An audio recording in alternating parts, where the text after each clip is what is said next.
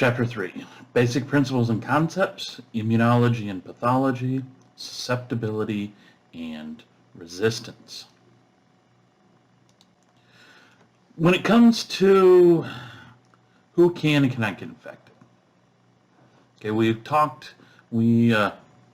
I talked about in Chapter 1 that there's always a chance you could be exposed at any given time to a parasite. The parasite doesn't have to be one that infects humans. It doesn't have to be one that infects mammals. You could be exposed to a fish parasite, a bird parasite. When it comes down to it, the question is, will that parasite be able to infect you?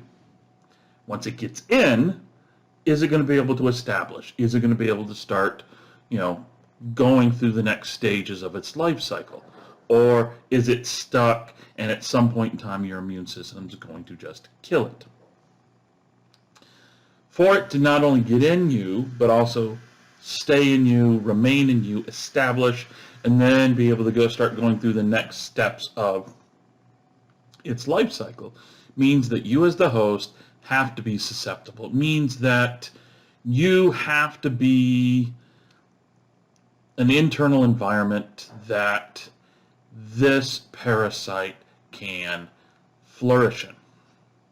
When it comes to a bird parasite or it comes to a fish parasite, we are resistant to them because we do not have the correct gastrointestinal tract for them to flourish. We do not have the intramuscular or the abdominal cavity environment that parasite must have. So we are resistant. Because of this, we also refer to pathogens as being infective or non-infective. Okay? When it comes to parasite host, is this host susceptible? Is this host resistant? Is this pathogen infective or non-infected towards this host we're referring to?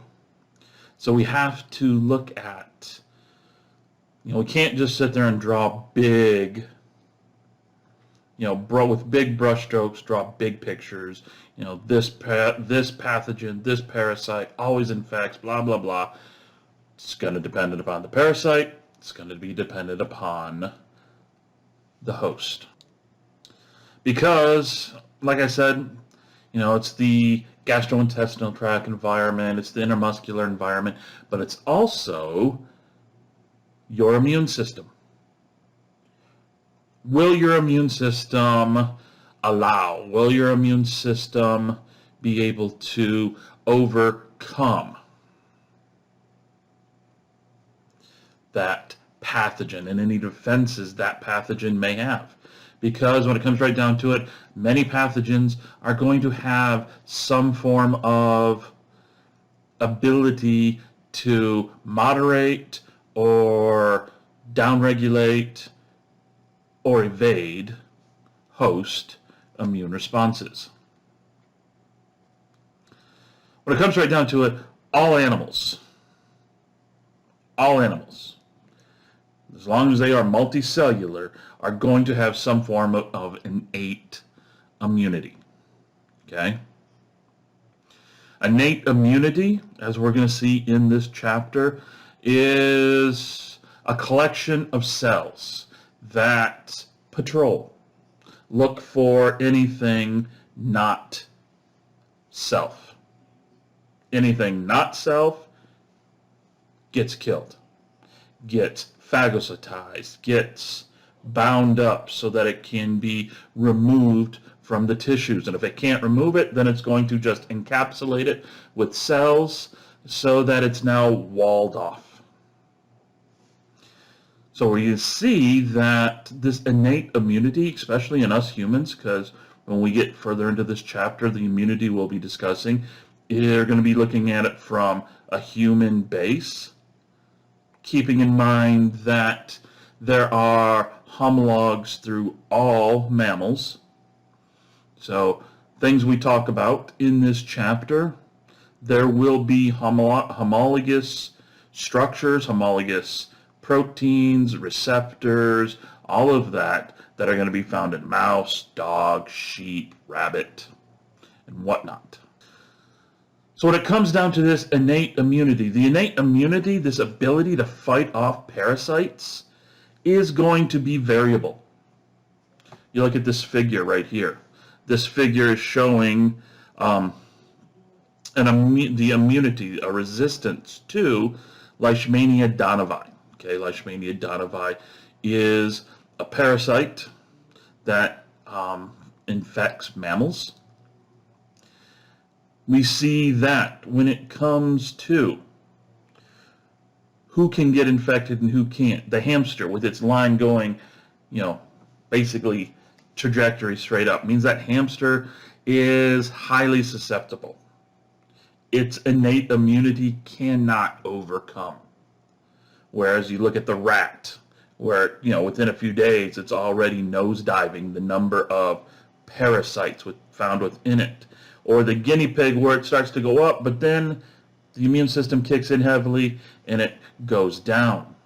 It's showing you that the innate immune system, the immune cells, that in the proteins, the serum proteins that are responsible for the innate system, will kick in, will be able to begin clearing out the parasite. It may take a few days, but it will occur.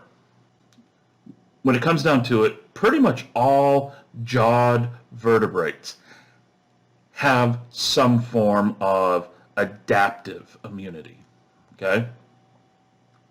This adaptive immunity, as we're going to be talking about through this chapter, is an immune system that learns, quote unquote, learns and remembers. This immune system, this half of the immune system, will learn new pathogens. As you're exposed, it'll learn new stuff. As it learns new stuff, then we will see, greater and greater responses when you're subsequently exposed over and over and over. The innate doesn't learn anything. Like I said, it just knows self, non-self. The adaptive's going to learn the bacteria, the virus, the parasites, and all those other things you will be exposed to. We see that the adaptive is going to be based on B cells and T cells. B cells, which make the antibodies, you've probably heard of at some point in time. T cells, which are going to be responsible for antiviral, anti-intracellular parasite responses. Now, another thing we can see is that sometimes hosts aren't going to be truly resistant, aren't going to be truly susceptible. There's going to be this middle ground that's going to be reached, an equilibrium per se. That equilibrium is going to lead to, as we see here, a premonition. Think of this more as a chronic infection with a virus, a parasite. The immune system is able to beat it down, but it can never truly clear it. So it's going to be there and it's going to be held in check, but always present. Or concomitant. Concomitant immunity is the idea that if you're already infected with one parasite, you already have one infection with a parasite, that infection will inhibit infection by other parasites of the same species.